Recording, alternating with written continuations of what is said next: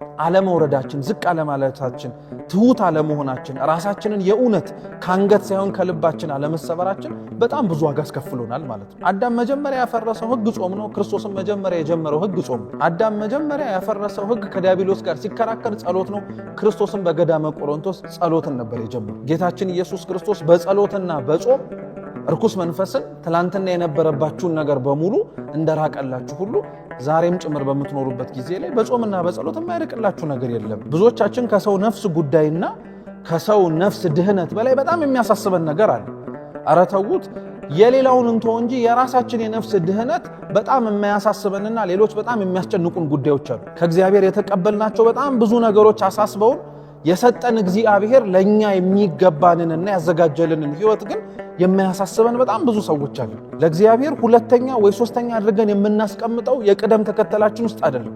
ማንም የማይተካከለው የመጀመሪያ ቅድሚያ ምርጫችን መሆን ያለበት ነውም ጭምር ለክርስቲያኖች። ቅዱስ ዮሐንስ አፈወርቅ ቤተ ክርስቲያንን ሐኪም ቤት ናት ብሎ እንደሚናገረው ክርስቶስን ራሱን ደግሞ ሐኪም ነው ይለዋል። በጣም ለብዙ ዘመናት የታመምን ልጆቹን አሁንም እንደታመምን የሚንከባከበን እንደ አንድ በሽተኛና እንደ ታማሚ አመላችን የሚያምር በጣም ብዙ ሰዎች ስላለን የሚያነጫንጨናለን፣ የምንነዛነዛለን፣ ደስም አንሰኛለን።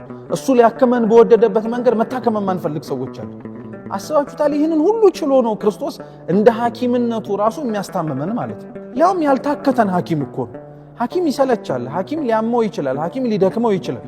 ሐኪም ብሎ ተርፎ እንኳን ከአቅሙ በላይ ከሆነ ለእግዚአብሔር አሳልፎ ሊሰጥ ይችላል። እግዚአብሔር ለማንም አሳልፎ አይሰጠንም። ከአዳም በኋላ የነበርነው ሰዎች ሁሉ ኃጢአት በያዘን ቦታ ይጥለን ነበር። ፀሐይ አይልም፣ ጨረቃ አይልም፣ ቀን አይልም፣ ማታ አይልም፣ ውሃ አይልም፣ እሳት አይልም። ባገኘን ቦታ ሁሉ በኃጢአት የምንወድቅ ደካማ ሰዎች ነበር። ጌታችን ኢየሱስ ክርስቶስ ግን ከወረደ በኋላ ፈውሱን የጀመረው አንደኛ አለማመናችንን ከመቅረፍ በዘወረደ ውስጥ የምንመላለስ ሰዎች በነገራችን ላይ በአብይ ጾም መጀመሪያ መቅረፍ ያለብን ችግር አለማመናችን። ቅዱስ ባስልዮስ ዘቂሳርያም ይላል ጆሮአችሁ ማህፀን ነው ጠብቁት ይላል። በጆሮአችሁ የምትሰሙትን ነው አይምሮአችሁ የሚጸንሰው፣ ከዛ የምትወልዱት በስራ።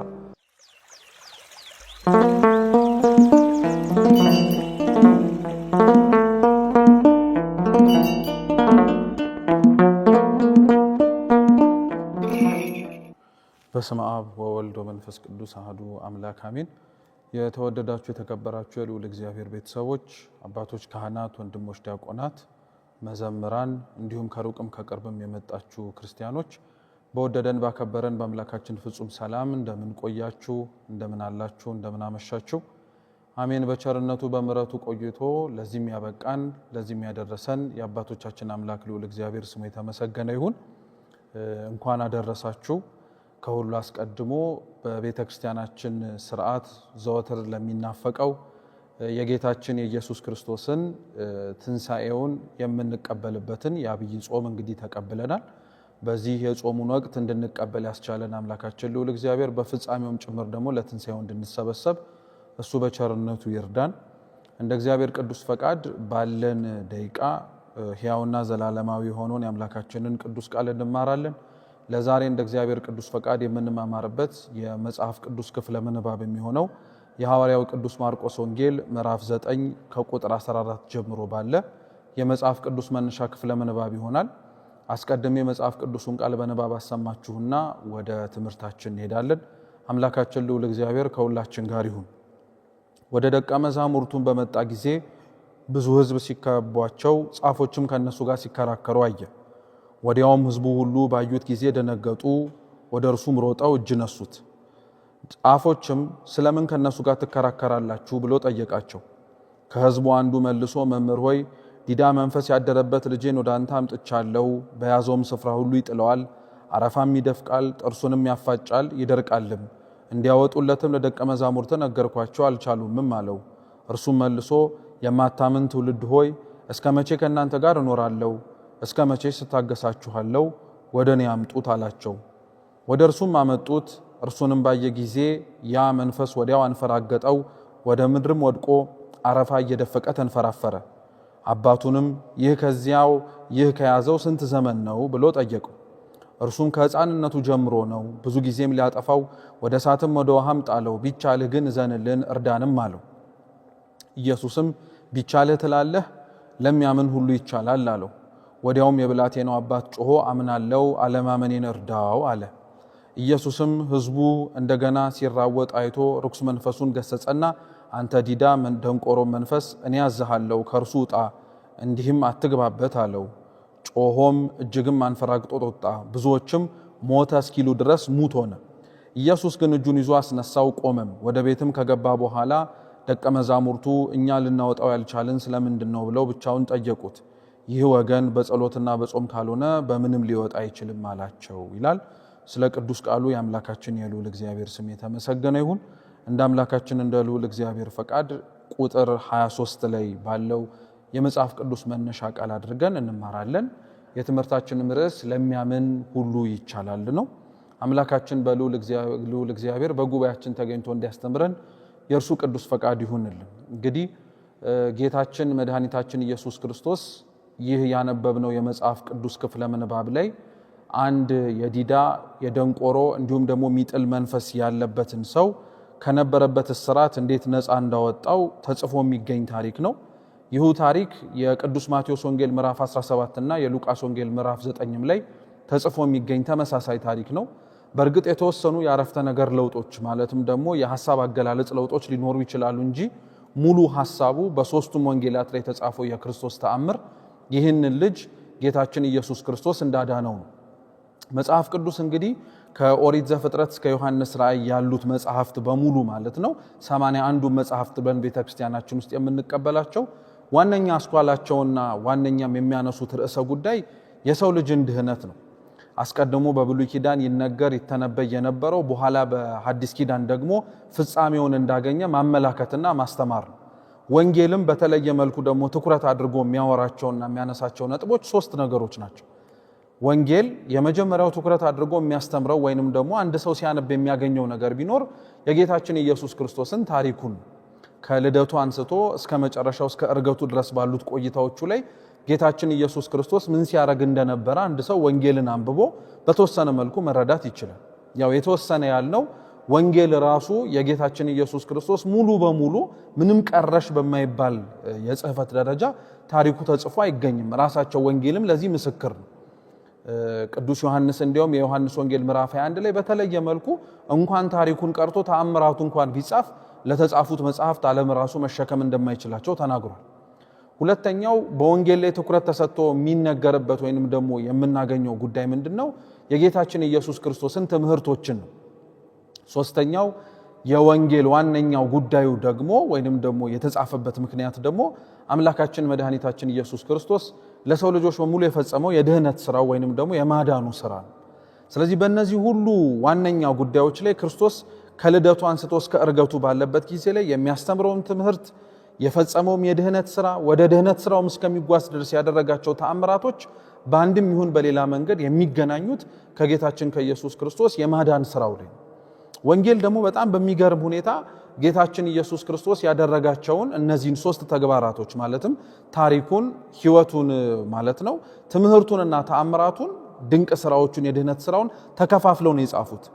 ወንጌልን ለዛ ነው በዚህ አይነት የጽሕፈት መልክ አባቶቻችን ሲፈቱት ለሁለት ይከፍሉታል።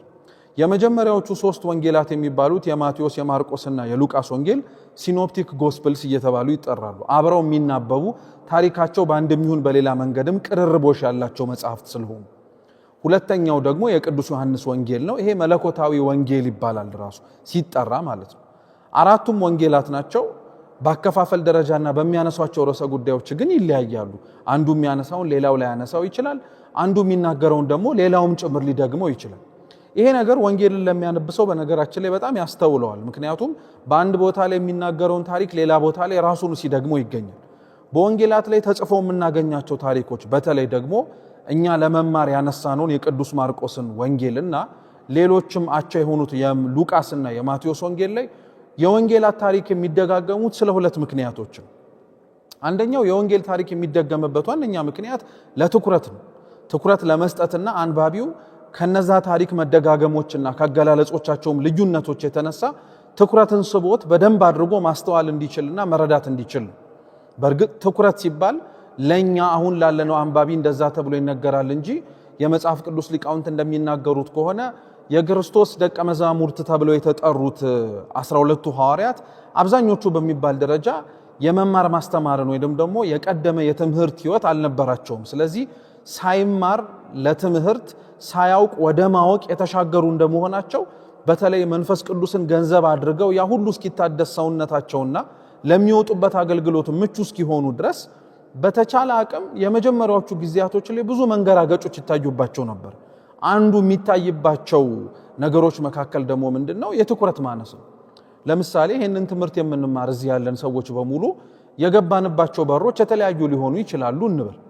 ለምሳሌ እዚህ የተሰበሰብንበት የምንማርበት ቦታ ላይ የመጣን ሰዎች በተመሳሳይ መንገድ መተን ምን እያየህ መጣ ሲባል ግን ሁሉም የተለያየ ነገር ነው የሚሆነው። አንዳንዱ ሰው እያየው፣ አንዳንዱ መሬቱን እያየው፣ አንዳንዱ ህንጻውን እያየው ይላል።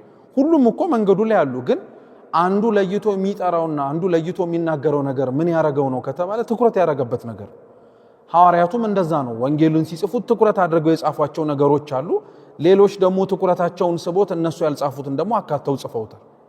ሁለተኛው የወንጌል ታሪኮች ላይ የክርስቶስ ትምህርቶችም ተአምራትም በድግግሞሽ የሚጻፉት ደግሞ ምንድነው? ይሄ መልእክት የተጻፈላቸው ወይንም ደግሞ ወንጌሉ የተጻፈላቸው ሰዎች የተለያዩ ስለሆኑ እንግዲህ እንደምናውቀው አራቱም ወንጌላት ዋነኛው ጉዳያቸው ስለ ክርስቶስ ማውራት ይሁን እንጂ አራቱም የተጻፈው ለአንድ ሰው አይደለም። አራቱም ወንጌላት በጣም ለተለያዩ ሰዎች ነው የተጻፉት። አንዳንዱ ለግለሰብ የተጻፈ አለ፣ አንዳንዱ ለህዝብ ተብሎ የተጻፈ አለ፣ አንዳንዱ ለአሕዛብ ተብሎ የተጻፈም ጭምር አለ። ስለዚህ ሁሉም በየፊናው ክርስቶስ ሲሰበክለት ከተደረገውና ከሆነው ነገር ምንም እንዳይጎልበት ማወቅ ያለበትን መረዳት እንዲችል ተጽፎ ይገኝለታል ማለት ነው። በዛው መነሻ ነው በነገራችን ላይ የማርቆስ ወንጌል ላይ ያለውም የክርስቶስ ተአምር በዚሁ አንጻር ነው። ማቴዎስም ላይ ሉቃስም ላይ ተጽፎ ቢገኝ ለትኩረትና ለሚጻፍለት ሰው ሐሳቡን መረዳት እንዲችል ተብሎ የሚገለጽ ወይንም ደግሞ የተጻፈ ምክንያት ነው። እንግዲህ ይሄ ታሪክ ስናነበው ጌታችን ኢየሱስ ክርስቶስ የፈጸመው ተአምር ነው። ወደ ተአምሩ ከመግባታችን በፊት ግን ተአምር ራሱ ምን ማለት ነው የሚለውን በተወሰነ መልኩ ማወቅ አለብን። ተአምር አቻ የሆነው የቃሉ ትርጉም እንግዲህ ምልክት ማለት ነው ተብሎ ይተረጎማል። በሚፈጸመው ክዋኔ ግን ተአምር ማለት ምን ማለት ነው ተብሎ ሲነገር ግን ተአምር ማለት ከተፈጥሮ ስርዓት ወይንም ደግሞ እኛ ከለመድነው ነገር ውጪ የሚሆን ነገር በሙሉ ተአምር ነው ተብሎ ሊወሰድ ይችላል። ክርስቶስ እንግዲህ በምድር ላይ ታዲያ በጣም ብዙ ተአምራትን አድርጓል። ቅድም እንዳልነውም እንኳን ያረጋቸውን ተአምራት ቆጥረን ልንጨርሳቸው እንጻፋቸው እንኳን ብንል ለተጻፉት መጽሐፍት ራሱ ዓለም መሸከም አይችላቸውም ብሎ ተአምሩ ተጽፎ የሚገኝበት ወንጌል ራሱ ይህንን ምስክርነት ይሰጣል። ክርስቶስ አምላካችን ግን ይህንን ነገር ያደርግ የነበረው ለምንድን ነው ብለን ደግሞ መጠየቅ አለብን ሐሳቡን ይበልጥ ለመረዳት። ምክንያቱም ብዙ ሰው ስለ ተአምር በደንብ ትኩረት አድርጎ ይሰማል፣ በደንብ ትኩረት አድርጎ ያዳምጣል። አንዳንዶችም ጭምር ደግሞ ላይቀበሉትና ላይስማሙበትም የሚችሉ ነገሮች ይኖራሉ። በኦርቶዶክስ ተዋህዶ እምነት ውስጥ ያለን ሰዎች ግን ተአምራትን እናምናቸዋለን፣ እንቀበላቸዋለን። አምነን የተቀበልናቸው ተአምራት ግን ለምን እንደተፈጸሙ ግን ማወቅ አለብን። እንግዲህ ክርስቶስ አምላካችን ተአምርን መፈጸም እንደሚችል ለማሳየት ብሎ ሲጀመር የፈጸመው ተአምር የለም። ይሄንን ከመናገር ነው የምንጀምረው። ተአምር ማድረግ እንደሚችል አቅም እንዳለው ለማሳየት ብሎ የተደረገ ተአምር የለም። እያንዳንዱ ተአምር በውስጡ ሊያስተላልፈው የፈለገውና ማስተማር የፈለገው ቁም ነገር አለ። የመጀመሪያው ተአምር የሚደረግበት ምክንያት ያመኑ ሰዎችን ወይንም ደግሞ እስራኤላውያን ብለን ብንጠራቸው ያመኑ ሰዎችን እምነታቸውን ለማጽናትና ተስፋ ሲያደርጉት የነበረው በኦሪት ሲነገር የነበረው አምላክ እሱ እንደሆነ ለማጠየቅ ምሳሌ እናንሳ። አንድ እንኳን የቅዱስ ዮሐንስ ወንጌል ምዕራፍ 9 ጌታችን ኢየሱስ ክርስቶስ አንድ ከመወለዱ ጊዜ ጀምሮ እውር የነበረን ሰው ወይም ምንም የአይን ምልክት የሌለውን ሰው አይን የፈጠረለትና ያበራለት ታሪክ ነው። በዛ ታሪክ ላይ ስንመለከት በጣም የሚገርመው ክርስቶስ ያንን ሰው አይኑን ያበራለትን ታሪክ የቅዱስ ዮሐንስ ወንጌል ላይ ተጽፎ የተገኘበት ምክንያት ምንድነው ብለን ብንጠይቅ ክርስቶስ አይን ማብራት እንደሚችል ለማሳየት አይደለም። ምክንያቱም ከዛ ሰውዬ ውጪ ሌሎች አይነ ስውሮች ሆነው አይናቸው የበራላቸው ወይንም ደግሞ ያበራላቸው ሰዎች ስላሉ ማለት ነው። ክርስቶስ ይህንን ያደረገበት ዋነኛው ምክንያት ምንድነው? ተአምር አፈጻጸሙን ስናየው የምናውቀው ጉዳይ ነው። ጌታችን ምራቁን ወደ መሬት እንትፋለ፣ ጭቃ ቦካና ጭቃውን ያቦካውን የአይን ምልክት ሳለለት ለሰውየው፣ ሂድና በሰሊሆም መጠመቂያ ታጥበህና አለ። አይኑን ማብራት የሚችል አምላክ ከሆነ ሲጀመር ለምንድነው ጭቃው ላይ ምራቁን እንትፍ ያለው? ጭቃ ማድረግስ ለምን አስፈለገ ሲባል ክርስቶስ ይህንን ተአምር ያዩት የነበሩት ሰዎች ማስተላለፍ የፈለገው ለሚያምኑት አይሁድና እስራኤላውያን ሊያስተምራቸው የፈለገው ነገር ምንድነው? የዚህን ሰውዬ አይን ጭቃ አብኩቼ የፈጠርኩት ትላንትና አዳምን ከመሬት አንስቼ ያነሳሁት አምላክ እኔ ነኝ ለማለት ነው። ስለዚህ ተአምር የሚፈጸምበት ዋነኛው ምክንያት የመጀመሪያው ያመኑትን ወይንም ደግሞ እስራኤላውያንን እምነታቸውን ለማጽናትና ተስፋ ያረጉት እሱ እንደሆነ እንዲያውቁ። ሁለተኛው ተአምራት ይፈጸሙ የነበረበት ምክንያት ደግሞ የማያምኑትን የራቁትን ሰዎች ማመን እንዲችሉ ለማድረግ ነው። ለምሳሌ ጌታችን ኢየሱስ ክርስቶስ የዮሐንስ ወንጌል ምዕራፍ 4 ላይ ያለችዋን የሳምራዊቷን ሴት ታሪኳን እንደለወጠላትና ሕይወቷን እንደቀደሰላት የሰሙ ሰዎች በሙሉ በሷ ስብከት በኋላም በሱ ትምህርት እንዳመኑ ወንጌል ጽፎ ይገኛል። ጌታችን ያንን ተአምር ያደረገው ማንም የማያውቅባትን ነገር እሱ ግን እንደሚያውቀው የነገራት የምታምነውን እሷን ለማጽናት ብቻ ሳይሆን ሕይወቷን ለውጦ የማያምኑትንም ሰዎችም ጭምር ወደነሱ ለማምጣት ነው። ሁለተኛው ምክንያት እሱ። ስለዚህ ይሄንንም ወንጌል ስንመለከቱ ተመሳሳይ ሐሳብ ነው ያለው። ጌታችን ኢየሱስ ክርስቶስ ታማሚውን የፈወሰውና ያዳነው ያላመኑትን እምነታቸውን ለማጽናት ነው። ያመኑትን ሰዎችን ደግሞ እምነታቸውን ለማጠንከር ነው። ከዛ ባለፈ ግን በጣም የሚገርማችሁ አንዳንድ ታሪኮች በሐዲስ ኪዳን ላይ ተጽፈው የሚገኙ ማለት ነው። ታሪኮቹ ሐዲስ ኪዳን ላይ የተጻፉ ይሁኑ እንጂ በውስጣቸው ለሚመረምራቸው ሰዎች ትላንትና የተፈጸሙ ታሪኮችንም ጭምር እንዲያስታውሱና ትላንትና የተደረጉ ተስፋዎችንም ጭምር መልሰን እንድንመለከታቸው ያደርጋሉ። ይሄ ታሪክን እንግዲህ ስንመለከተው አንድ የታመመ ሰው ክርስቶስ እንዲፈውስለት ልጁን ይዞ እንደመጣ ታሪኩ ሲጀምር ጌታችን ኢየሱስ ክርስቶስ በአካባቢው ላይ እንዳልነበረ በመናገር ነው የሚጀምረው። የት ነበረ ተብሎ ቢጠየቅ አሁን ካነበብነው ከቁጥሩ ጀምረን ከፍ ብንል የማርቆስ ወንጌል ምዕራፍ 9 ቁጥር 1 ብንጀምር የምናገኘው የደብረ ታቦርን ታሪክ። ጌታችን ኢየሱስ ክርስቶስ በደብረ ታቦር ላይ ብርሃነ መለኮቱን እየገለጠ ነበረ። ብርሃነ መለኮቱን ለምስጢር ደቀ መዛሙርቱ ከገለጠላቸው በኋላ እነሱ ሶስቱ ላይ ባሉበት ጊዜ ላይ የተረፉት 9ኙ ጋር አብሮ የተፈጸመ ታሪክ ነው። 9ኙ ደቀ መዛሙርት ከታቦር ተራራ እግር ስር ቁጭ ብለው አንድ ሰው የታመመ ልጁን ይዞ መጣ። ምን እንዲደረግለት? ፈውስ እንዲያገኝ። ይዞት የመጣው ለሐዋርያቱ ነው። ይሄንን ማድረጉም ልክ ነው። የቅዱስ ማቴዎስ ወንጌል ምዕራፍ 10 እንደሚነግረን ጌታችን ኢየሱስ ክርስቶስ ለደቀ መዛሙርቱ ሲመርጣቸው ድውያንን ይፈውሱ ዘንድ በርኩሳት መናፍስትም ላይ ስልጣን ይኖራቸው ዘንድ ሰጥቷቸዋል። ስለዚህ ዝም ብለው ይዘው የመጡት ሳይሆን ትምህርት ነው፣ ይታወቃል። ርኩሳት መናፍስትን የማውጣት ስልጣን እንዳላቸው ስለሚታወቅ እንዲያወጡለት ነው። ግን የሚገርመው ይዘው ከመጡ በኋላ ወይንም ደግሞ አባትየው ልጁን ይዞት ከመጣ በኋላ ግን ለ9 ሆነው አንድ ርኩስ መንፈስ ማውጣት አቃታቸው። ቢሉት ቢሰሩት ሊወጣላቸው አልቻለም። እንደው የዛ ዘመን ሰው ሆኖ ይሄንን ታሪክ እንዴት እንዳዩት አንወቅ እንጂ ዙሪያው ላይ የነበሩት ሰዎች፣ በዚህ ዘመን ያለን ሰዎች ግን ተሰብስበው ሰዎች በሙሉ ወይንም ደግሞ ካህናት አንድ ርኩስ መንፈስ የያዘውን ሰው ማውጣት ባይቻሉ ኖሮ የምናስባቸው ሐሳቦች አሉ። አንዳንዶቻችን በቃ ርኩስ መንፈሱ በጣም ጠንካራ ነው ብለን የምናስበው ለስልጣነ ክህነት እንኳን የማይታዘዝ ያለ ይመስል፣ አንዳንዶቻችን ደግሞ ወደ ካህናቱ ኃጢአት ነው ወዲያውኑ ልናዞር የምንችለው ሊያወጡት ያልቻሉት በደል ቢኖርባቸው ነው ብለን የምናስበው። ታሪኩን ግን ይሄንን ስንቀጥለው ደቀ መዛሙርቱ ይሄንን ርኩስ መንፈስ ማውጣት ሳይችሉ እንደቀሩ ይናገርና ወዲያውኑ ክርስቶስ ግን ሲወርድ መናገር የጀመረው ማውጣት ያልቻሉትን ደቀ መዛሙርቱን ሳይሆን ከነሱ ጋር አብረው ይቆሙና ይከራከሩ የነበሩትን ጸሐፍትን። ክርስቶስ ወደ ጸሐፍቱ ዞረና ምን ብሎ ተናገረ? ስለምን ትከራከሯቸዋላችሁ አላቸው። እንግዲህ ጸሐፍት በአይሁድ ዘንድ ይታወቁ ከነበሩ ሙያም ኖሯቸው የጽሕፈትን ሥራ ይሰሩ የነበሩ ሰዎች ናቸው እና ይከራከሩ የነበሩትም አንደኛው ጭብጣቸው ቅዱስ ዮሐንስ አፈወርቅ እንደሚናገረው ከነዚህ ሰዎች ጋር እንዴት አጋንንቱን ሊያወጡት እንዳልቻሉ እንደቻሉ ከክርስቶስ ትምህርቶች ጋር በጣም ብዙ ነገሮችን እያነሱ ይነጋገራሉ። በዚህ በኩል አንድ አባት ልጁ ሳይፈወስለት እየተጨነቀ ነው። በዚህ በኩል ጸሐፍት ጥያቄ እየጠየቁ ነው። ለተጠየቀው ጥያቄ መልስ መስጠትና አልወጣ ያላቸውን አጋንንትን ደግሞ ሀፍረት ያሸማቀቃቸው ደግሞ ደቀ መዛሙርት ነው።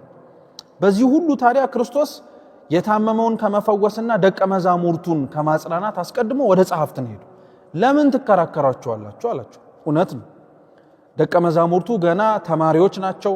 በመንፈስ ቅዱስ ታድሰው አልተለወጡም፣ አልጸኑም። ገና እየወደቁ እየተነሱ ገና እየተንገራገጩ ያለበት ህይወታቸው ላይ ለምንድነው የምትከራከራቸው አላቸው። ያልጸኑትን ሰዎች ለምንድነው የምታስጨንቋቸው? ጥያቄው ይኖርባችሁ ብርቱ የሆነ ጉዳይ ገጥሟችሁም ከመጣችሁ እኔ እስከወርድ ጠብቃችሁ ለምን እናጠይቁኝም እንደማለት ያክል። አይሁድ ፈሪሳውያን እንደሚታወቀው እንግዲህ መጽሐፍ ቅዱስ ላይ ክርስቶስን ጥያቄ መጠየቅ ይፈልጋሉ። ግን ለተጠየቁት ጥያቄ ወይ መልስ አይሰጡም ወይ ደግሞ ለተጠየቁት ጥያቄ ራሱ የተሰጣቸው መልስ አፋቸውን አዘግቷቸው ሲመለሱ ነው የሚያውቁት። በክርስቶስ ኀፍረትን የሚያውቁት ማለት ነው ምላሾቻቸው በሙሉ ሲሰጣቸው ስለሚያውቁ። ስለዚህ ገና ለገና ክርስቶስ የለም ብለው ለደቀ መዛሙርቱ ሊያሳፍሯቸው ሊያሸማቅቋቸው ተገኙባቸው። ጌታችን ኢየሱስ ክርስቶስ ለዛ ነው ለምን ትከራከሯቸዋላችሁ? አቅም ካላችሁ ጥንካሬ ካላችሁ ጥያቄ ተጠይቆ እንዲመለስም የምትፈልጉ ከሆነ እኔን ለምን አትጠይቁኝም እንደማለት ነው። ዛሬም ድረስ በነገራችን ላይ አቅም የሌላቸውን ሃይማኖታቸውን እምነታቸውን በብርቱ የማያውቁትን የተወሰኑ ሰዎችን በማሸማቀቅ በማናገር በማሳፈር ጥያቄ ጠይቀው መልስ አልባ የሆነ እስኪመስል ድረስ በማስጨነቅ በጣም ደስ የሚሰኙ ሰዎች አሉ። ይሄ በነገራችን ላይ ፍጹም ስህተት ነው። አቅም ያለው ብርታት ያለው እምነቱን ሃይማኖቱን ጠንቅቆ የሚያውቅ ሰው ባልጠፋበት ቦታ ላይ በአንድም ይሁን በሌላ ምክንያት የደከሙ ሰዎችን ሰብስቦ ድክመታቸውን ተጠቅሞ የሆነ ነገር ማድረግ ጀግንነትም አይደለም ስንፍናም ጭምር ነው፣ አለማወቅም ጭምር ነው። ያንንም ሰው አለማወቁንና ደካማነቱንም ጭምር ያሳብቅበታል። ስለዚህ ክርስቶስ ለምን ትከራከራቸዋላችሁ ብሎ ጸሐፍትን ተናገረ። ተግሳጹ ግን የሚገርማችሁ ለጸሐፍት የተነገረ ይሁን እንጂ በውስጥ አዋቂነት ለደቀ መዛሙርቱም ጭምር የተነገረ ነው። ክርስቶስ በወንጌል ላይ እንግዲህ እንደምናገኘው አንድን ሰው ለመናገርና አንድን ሰው ተግሳጽ ለመስጠት ሲል አንዱን ቀድሞ የሚናገርባቸው ጊዜያቶች አሉ። ለምሳሌ ክርስቶስ የሚደርስበትን መከራና ጭንቅ ሲናገር ከሰሙት ደቀ መዛሙርቱ መካከል ቅዱስ ጴጥሮስ ምን ብሎት ነበረ? ጌታ ሆይ ይሄ ባንተ አይሁንብህ ሲለው ወግድ አንተ ሰይጣን ብሎ የክርስቶስን ትምህርትና የክርስቶስ የሚደርስበትን ነገር ቅዱስ ጴጥሮስ በመቃወሙ ሰይጣን ተብሎ ተጠርቷል። ነገር ግን መጽሐፍ ትርጓሜያችን ሲያቀናው ምን ይላል? በአንጻረ ቅዱስ ጴጥሮስ ወይም ቅዱስ ጴጥሮስን ማዕከል አድርጎ ለሰይጣን የቀረበ ተግሳጽ ነው ተብሎ ይነገራል። ይሄም ተመሳሳይ ነው። በነገራችን ለጸሐፍት የተነገረ ይሁን እንጂ በውስጥ አዋቂነት ለደቀ መዛሙርቱም ጭምር የቀረበ ተግሳጽ። ለጸሐፍት ለምን ተከራከራላችሁ ያላቸውን እንዳልነው፣ ለደቀ መዛሙርቱ ግን ይሄ ንግግር በውስጥ አዋቂነት እያላቸው ያለው ምንድነው መቅደም ያለበት እያላቸው ታሞ የመጣ ፈውስ የሚፈልግ ነፍስ እያለ እየተመለከታችሁ እንዴት ከጸሐፍት ጋር ትከራከራላችሁ? ለምን ከነሱ ጋር ትከራከራላችሁ? መቅደም ያለበት የሰው ነፍስ ጉዳይ እያለ ብሎ እየነገራቸው። ዛሬም በነገራችን ላይ ተመሳሳይ ነው። ብዙዎቻችን ከሰው ነፍስ ጉዳይና ከሰው ነፍስ ድህነት በላይ በጣም የሚያሳስበን ነገር አለ። ኧረ ተውት፣ የሌላውን እንቶ እንጂ የራሳችን የነፍስ ድህነት በጣም የማያሳስበንና ሌሎች በጣም የሚያስጨንቁን ጉዳዮች አሉ።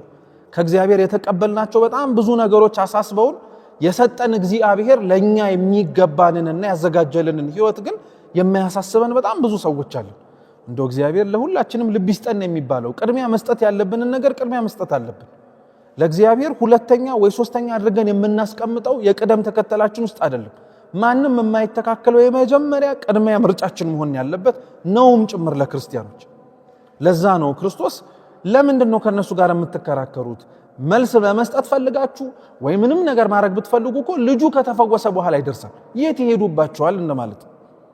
ግን ክርስቶስ እንዳልኩት ለአይሁድ ወይንም ደግሞ ለጸሐፍት በሚባሉት ደረጃ ስለምን ትከራከራቸዋላችሁ ካለ በኋላ ለደቀ መዛሙርቱ ማድረግ የሚጠበቅባቸውን ነገር ክርስቶስ አድርጎ አሳያቸው። እሱም ምንድነው? ጸሐፍትንም ተዋቸው፣ ደቀ መዛሙርቱም ለጊዜ ተዋቸውና ወደ ታመመው አባት ዞረና ምን ሆኖ ነው አለ። ያም ሰውዬ ወዲያውኑ ስሞታውን ማሰማት ጀመረ። ክርስቶስ ጋር ብዙ የሚቀርቡ ሰዎች ችግራቸውን ወዲያውኑ ነው የሚናገሩትና ያም አባት ይዞት የመጣው ልጅ ተናገረ። የሚጥል በሽታን ያለበት አለ። በተለምዶ አሁን ባለው የሕክምና ቋንቋ ኤፒሌፕሲ ማለት ነው። እና የሚጥል በሽታን ያለበት በወደደበት ቦታን የሚጥለው አለ። ቀና አይልም፣ ማታ አይልም፣ እሳት አይልም፣ ውሃ አይልም፣ አረፋ ያስደፍቀዋል። ከዛ በላይ ዲዳ ነው፣ ደንቆሮ ነው አለና ልጁ ከአንድ በላይ በጣም ብዙ በሽታ ያለበት ልጅ እንደሆነ ነገሩ።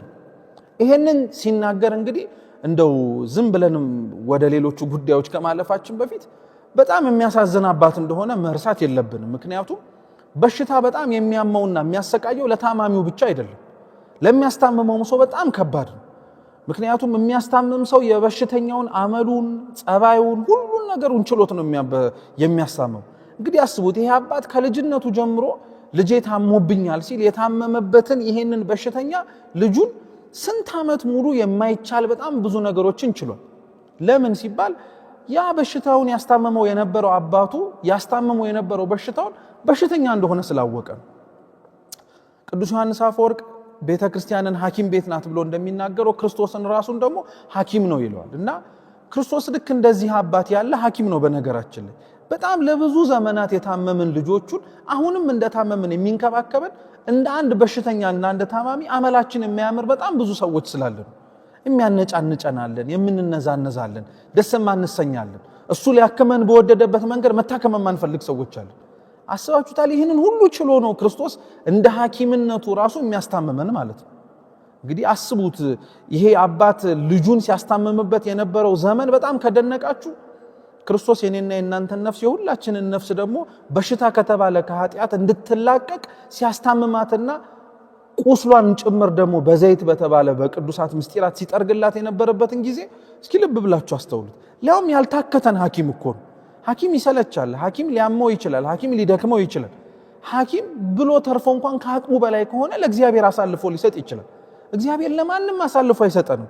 የራሱ የእጆቹ ሥራ ስለሆነ ከሱ ውጭ ማንም ፈውስ ሊሰጠን አይችልም። ስለዚህ ክርስቶስ ያንን አባት ህመሙን ሲቃውን ሰማው። ያ አባት ግን በጣም የሚገርመው የልጁን በሽታ ከተናገረ በኋላ ምን አለ? ለደቀ መዛሙርቱ አምጥቼላቸው እነሱ ግን ሊፈውሱት አልቻሉም ማለት። አሁን ስለ ደቀ መዛሙርቱ እውነት የሚወራበት ሰዓት ነበረ? አሁን ስለ ደቀ መዛሙርቱ አለመፈወስ የሚነገርበት ሰዓት ነበረ ስትሉ እንደ አንድ ቅሬታውን እያሰማና ችግሩን እየተናገረ እንዳለ ሰው ስሜቱ ልንረዳው እንችላለን። ግን ክርስቶስ የሚገርማችሁ እቺን ንግግር እንደቀላል ሊያልፋት አልፈለገም። ወዲያውኑ ለአባትየው መልስ ምንድነው ብሎ የሰጠው? ከናንተ ከማታምኑ ሰዎች ጋር እስከ መቼ ድረስ እኖራለሁ አለ። አለማመናቸውን ወይንም ደግሞ ሳያምኑ ከሚኖሩ ሰዎች ጋር መኖሩን ከሚመርጠው ይልቅ መሞቱን ክርስቶስ እንደናፈቀ ያክል ማለት ነው። እና ወደኔ አምጡት አለ። አባትየው ለተናገረው ለዛች ንግግር ክርስቶስ ከዛም በኋላ መልስ ሰጠው። ቢቻለ እባክህ ልጄን አድንልኝ ሲል ቢቻለ ትላለህ አለው። ለሚያምን እኮ ሁሉ ይቻላል አለ። ምን እያለ እንደሆነ ታውቃላችሁ? አባትየው የልጁን አለመዳን ደቀ መዛሙርቱም ጋር ጭምር እግራቸው ስር አስቀምጦት አለመፈወስን የደቀ መዛሙርቱ የክህሎት ማነስ ወይንም ደግሞ ሊፈውሱት አለመቻል አድርጎ ብቻ ሳይሆን የተረዳው ያንን ችግር ሊፈቱለት ያልቻሉበትን መነጽር ሊያየው የፈለገው እነሱ እንደማይችሉ አድርጎ ሙሉ በሙሉ ማለት ነው።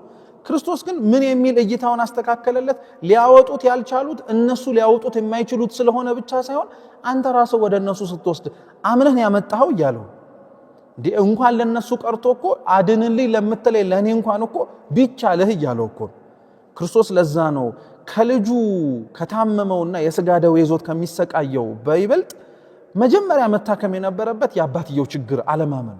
የአብዛኞቻችን በአንድም ይሁን በሌላ መንገድ የመጡብን ችግሮቻችን እንዳይቀረፉ እስካሁን ድረስ ተይዘውብን ያሉብን ችግሮቹ በእግዚአብሔር በቅዱሳኑ አቅም የማይቀረፉ ስለሆኑ አይደለም። በፍጹም ሁሉም የሚቀረፍ ነገር ነው። ግን እንዳይቀረፍ በጣም ማነቆ ያደረገብን የኛ ለማመን ነው። በቃ ታማሚውን ልናመጣው እንችላለን፣ ግን እኛ እናምን እሱ ካመነ በቂ ነው ብለን ማለት ነው። መጽሐፍ ግን ይናገራል እኮ በነገራችን ላይ እንኳን ታማሚው አምኖ መዳን ቀርቶ ማለት ነው ታማሚው ሳያምን አማኝ የሆነ አስተማሚ ግን ካለ እንደሚድን ታውቃላችሁ። በዚሁ የቅዱስ ማርቆስ ወንጌል ምዕራፍ 2 ላይ እኮ የተጻፈ ታሪክ አለ። ክርስቶስ ከነበረበት ፈውስ ይሰጥበት ከነበረበት ቤት ላይ ጓደኛቸውን ይዘው ማስገባት የተሳናቸው ሰዎች ጣሪያ ነቅለው ጓደኛቸውን ፊት ለፊት ከክርስቶስ እግር ስር አስቀመጡት። ወንጌል እንደሚነግረን እኮ ክርስቶስ የታመመውንና ከሱ ፊት ለፊት በገመድ አስረው ያስቀመጡትን ጓደኛቸውን ሳይሆን መጀመሪያ ያየው እነሱን ቀና ብሎ አየና ስለነሱ ብዬ ምሬሃለሁ ነው ያለው። አባትየው ስላልነበረው እምነት ነው እንጂ ያ ልጅ ሊድን ያልቻለው ደቀ መዛሙርቱ የማያወጡት ርኩስ መንፈስ ኖሮ አይደለም በፍጹም።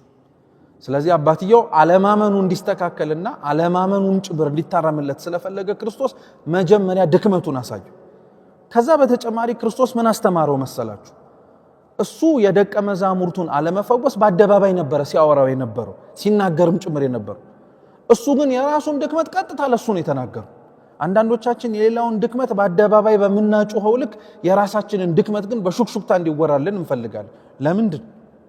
በነገራችን ላይ ክፉም ይሁን ደግ ነገር ስናደርግ ማስተካከል ካለብን ነገሮች መካከል አብዛኞቻችን ምን አይነት አመለካከት አለን መሰላችሁ? አንዳንዶቻችን ክፉ ነገርን ለማድረግ የማንፈልገው እኛው ራሳችን ክፉ እንዳይመጣብን። አንዳንዶቻችን ደግም ለማድረግ በጣም የምንሯሯጠው ለኛም ደግ ባረግነው እጥፍ እንዲመጣልን። ልክ ነው ሊመጣ ይችላልና ያንን አስበን መጠንቀቃችን አንድ ነገር ነው። ግን እውነት ለመናገር ክፉ ማናደርገው ክፉ ስለማይመጣብን ብቻ ነው መሆን ያለበት ወይስ ደግ ማድረግ እንዳለብን ማወቅም ጭምር ጀምረን? እንደዛ ነው እኮ መሆን ያለበት አይደል? ክፉ ስናደርግ ክፉ ይመጣብናል ብለን ሳይሆን መሳቀቅ ብቻ ያለብን ክፉ ላለማድረግም የምንፈልገው ደግ ማድረግ እንዳለብን ማወቅ ስላለብንና ስለምናረግም ጭምር። ስለዚህ እሱ በስውር ሊያደርገው የሚገባውን በገሃድ አጋለጠው። ክርስቶስ ግን በገሃድ ሊጋለጥ የሚገባውን የሰውየውን አለማመን አንተ ስላላመንክ እኮ ነው ልጅህ ያልተፈወሰልህ ብሎ ከሚያሸማቅቀው አንተ ራስህ ነህ ችግር ያለብህ ብሎ ለራሱ ነገር።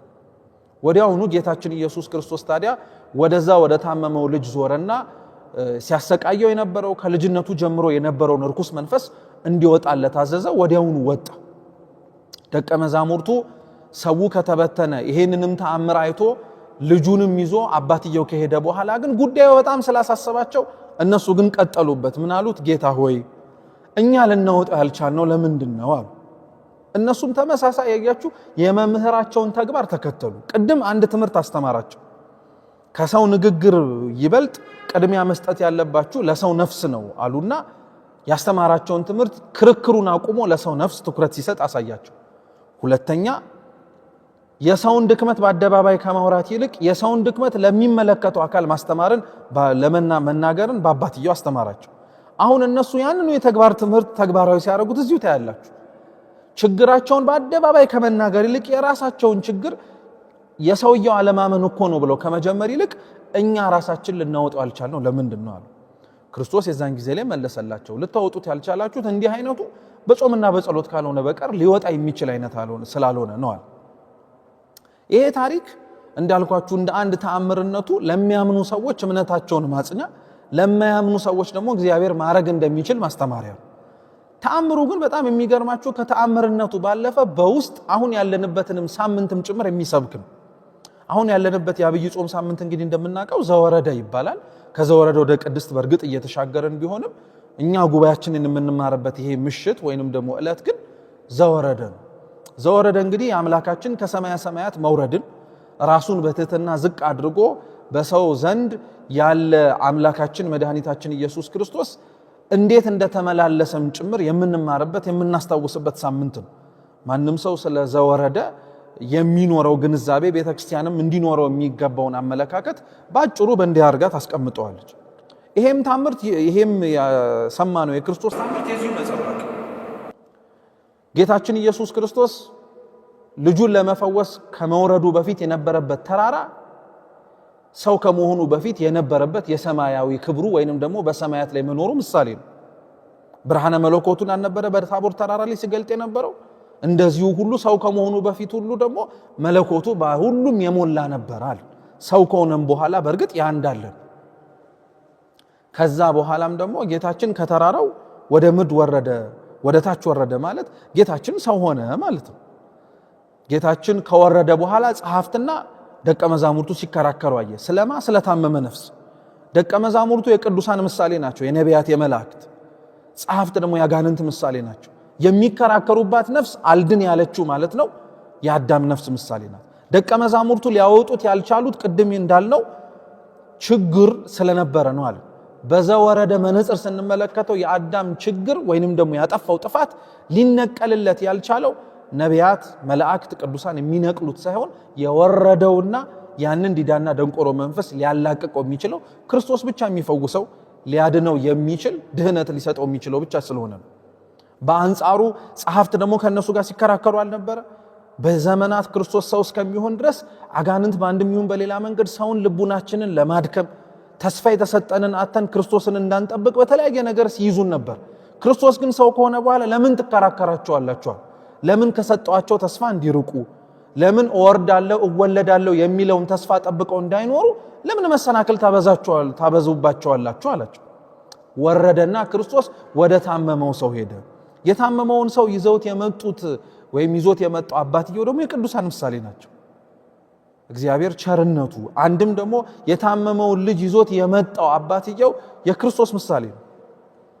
ክርስቶስ ሐኪምም ነው። ክርስቶስ ደግሞ ታሞ የመጣውን አዳምም ጭምር ፈውስን ማግኘት እንዲችል ደግሞ ወደ ራሱም ያቀረበው።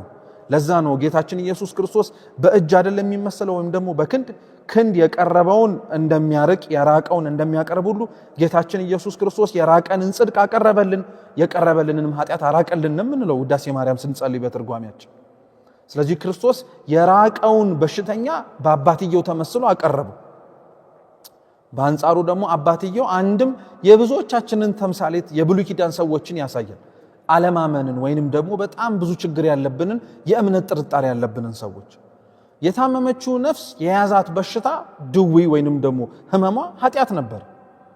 ኃጢአት ቅዱስ ያዕቆብ በመልእክቱ እንደሚናገረው ምኞት ጸንሳ ኃጢአትን ታመጣለች ትወልዳለች፣ ኃጢአት ደግሞ በፍጻሜው ሞትን ስባ ታመጣለች ብሎ እውነት ነው። የታመመ ሁሉ እኮ የሚሞት አይደለም የሚመስለን ወይንም ደግሞ ለሞት ዋዜማ የቀረበ አይደለም የሚመስለን። ያ ልጅ በጽኑ መታመሙ ለዘመናት ማለት አዳም ከገነት ከወረደ በኋላ ለዘመናት የታመመውን ህመሙን በሽተኛ ነው። ዲዳ ነው ደንቆሮ ነው ማለት መናገር አልቻለም መስማት አይችልም ማለት አዳምም የጽድቅን ድምጽ መስማት አልቻለም። አዳምም አንደበቱን ከፍቶ መናገር አልቻለም ነበረ።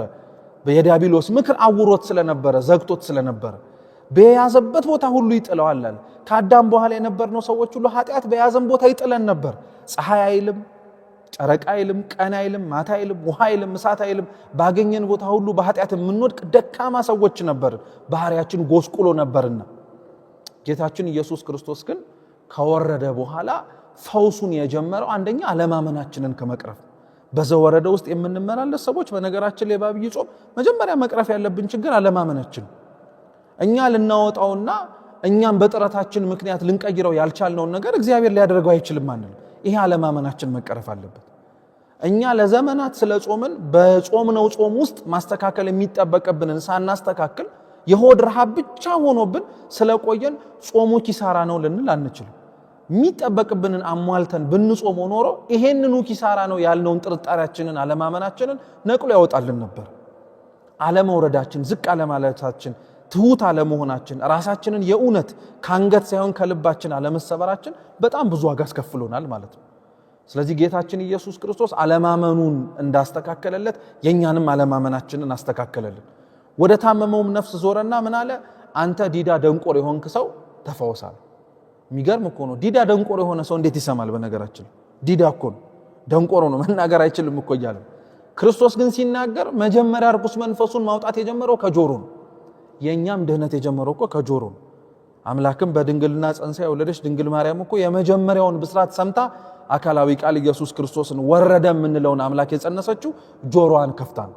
ስለዚህ ጆሮአችሁን መክፈት አለባችኋል። በጆሮ የሚገባው ነገር ነው የሚጸነሰው። ቅዱስ ባስልዮስ ዘቂሳርያም ይላል ጆሮአችሁ ማህፀን ነው ጠብቁት ይላል። በጆሮአችሁ የምትሰሙትን ነው አይምሮአችሁ የሚጸንሰው ከዛ የምትወልዱት በስራ። ስለዚህ ጌታችን ኢየሱስ ክርስቶስ ጆሮን፣ ዲዳነቱን፣ ደንቆሮነቱን መስማት እንዲችል መናገር እንዲችል አደረገው። አዳምንም ድምጹን መስማት እንዲችል አንደበቱን ከፍቶ ደግሞ ልክ ወደፊት በመናከብረው የሰሙነ ስቅለት ላይ ተንሱ ለጸሎት ብሎ በገነት አዋጅን የሚናገረው በሲኦልም ጭምር እንዲመሰክር አደረገ። ጌታችን ኢየሱስ ክርስቶስ ከዚህ በኋላ ካዳነውና ከፈወሰው በኋላ ለደቀ መዛሙርቱ ደግሞ ነገራቸው። እኛ ልናወጣው ያልቻልነው ለምንድን ነው አለ። አምላክ ሰው ከመሆኑ በፊት የነበሩ ነቢያት በሙሉ ጥያቄያቸው ይሄ ነው።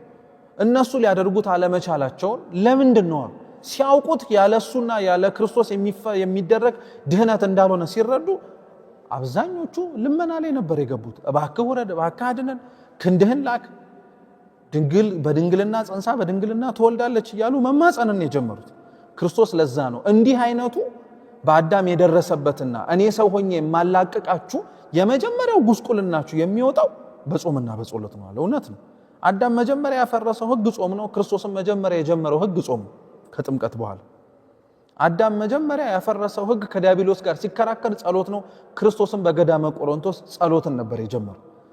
ስለዚህ ጌታችን ኢየሱስ ክርስቶስ በጸሎትና በጾም እርኩስ መንፈስን ትላንትና የነበረባችሁን ነገር በሙሉ እንደራቀላችሁ ሁሉ ዛሬም ጭምር በምትኖሩበት ጊዜ ላይ በጾምና በጸሎት የማይርቅላችሁ ነገር የለም፣ በሁሉም ነገር መስተካከል ትችላላችሁ አለ ማለት ነው። ይሄ በሙሉ ግን ለሚያምን የሚደረግ ነው እንጂ ለማያምን የሚደረግ አይደለም። በጣም የሚደንቅ ነው። ለሚያምን ሁሉ እንደሚቻል ክርስቲያን ማመን አለበት። ጌታችን ኢየሱስ ክርስቶስ ይሄንን የተለያየ በሽታ የነበረበትን የተለያየ ድክመት የነበረበትን በአዳም መስለን የተናገርነው መራቆት ከብርሃን ልብሱ ብቻ ሳይሆን የባህሪ ጉስቁልና፣ ሰላምን ማጣት፣ መቅበዝበዝ፣ መፍራት የተደራረበበትን አዳምን ነፃ ያወጣው እግዚአብሔር እንዴት እኛን በዚህ ጾም ውስጥ ጀምረን እስከምንጨርስ ድረስ ያለብንን የተደራረበ የኃጢአታችን መዘዝ የጉስቁልናችንም ውጤትንም እንዴት ላይነቅልልን ይችላል? ይሄንን ማድረግ እንዲችልልን በጾምና በጸሎት መበርታት አለብን። ከዛ ሁሉ ደግሞ ማመን አለብን ማለት ነው። አምላካችን እርሱን ማመን የምንችልበትን እምነታችንን እንዲጨምርልን አለማመናችንን እንዲረዳልን የእርሱ ቅዱስ ፈቃድ ይሁንልን። የሰማነውን በልቡናችን ሰሌዳ ይጻፍልን። የተማርነውን ለሕይወት እንድንኖረው ይርዳን። ወስብሐት ለእግዚአብሔር።